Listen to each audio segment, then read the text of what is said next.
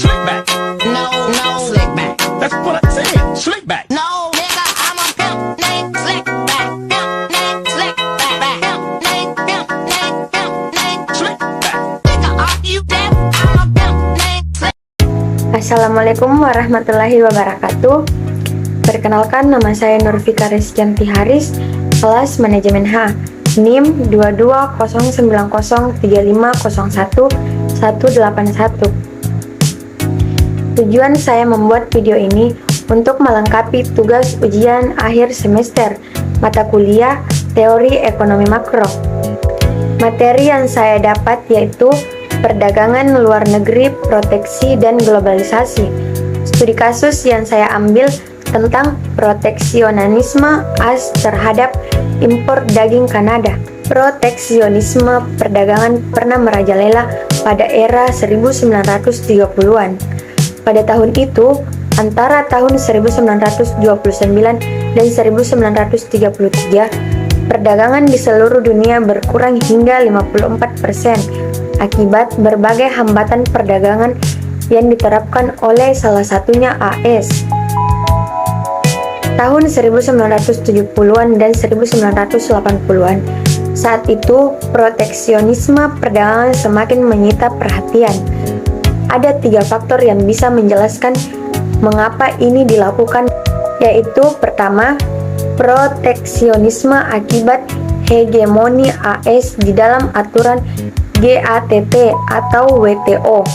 Kondisi ini menitik beratkan pada bagaimana peran AS sebagai negara yang mengaku demokratis dan kapitalistis liberal harus menjadi contoh untuk menjamin terciptanya perdagangan. Dengan hegemoni pada aliansi ekonomi seperti APEC, WTO, Bank Dunia, dan IMF merupakan cara AS untuk tetap eksis dalam perdagangan internasional. Kedua, hegemoni politik dan ekonomi AS mulai berkurang seiring dengan munculnya pengaruh politik dan ekonomi negara-negara Cina, Uni Eropa, Jepang, dan negara-negara industri baru dalam ekonomi politik global, apalagi dengan pergeseran sistem internasional.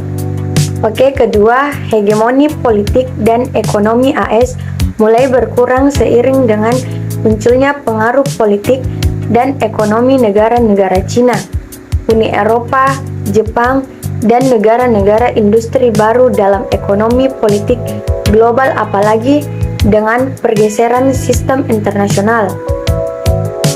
Pada kawasan Asia Pasifik.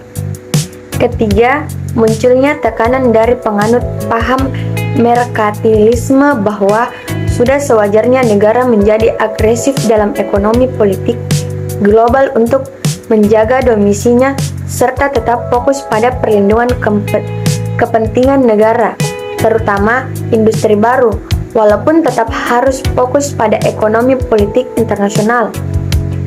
Cina telah melakukan ekspansi ekonomi dengan terlibat ASEAN Plus 3 dan sejumlah aliansi lainnya, menjadikan AS khawatir akan percepatan ekonomi Cina. Akibatnya, dalam upaya memperluas ekspansi ekonomi, maka kebijakan proteksionisme merupakan salah satu jalan untuk tetap menjaga kestabilan ekonomi, walaupun negara tersebut menggunakan perspektif neoliberal. Kebijakan proteksionisme cenderung akan mencederai slogan semangat sistem perdagangan bebas. Kebijakan ini cenderung sulit untuk dihapuskan, bahkan bentuk proteksionisme baru juga justru lahir berupa hambatan non-tarif yang disandingkan dengan penggunaan isu-isu low politik seperti kesehatan, lingkungan, perlindungan buruh, dan sebagainya. Oke, selanjutnya langkah-langkah penyelesaian. Kebijakan proteksionisme seharusnya disikapi sebagai cara untuk menjadikan integrasi ekonomi dan industrialisasi yang lebih kompetitif dan inovatif, yang jika dipandang positif, justru kebijakan ini tidak merusak tatanan ekonomi politik terhadap pasar. Yang perlu dilakukan adalah menghasilkan produk yang bersaing, kompetitif, inovatif, dan memperbaiki infrastruktur, tata kelola administrasi negara, tata kelola manajemen perusahaan, agar ketika muncul kebijakan proteksi negara dengan sejumlah pandangan dan asumsinya bisa menjadi pelajaran. Karena pada dasarnya hukum ekonomi politik setiap negara bisa menjadi pelaku ekspor dan juga bisa menjadi pelaku impor. Proteksionisme yang dilakukan oleh AS terhadap Kanada merupakan upaya mendiskriminasi perdagangan. Proteksionisme yang dilakukan oleh AS terhadap Kanada merupakan upaya mendiskriminasi perdagangan sebagai upaya untuk menghindari kompetisi industri pasar bebas.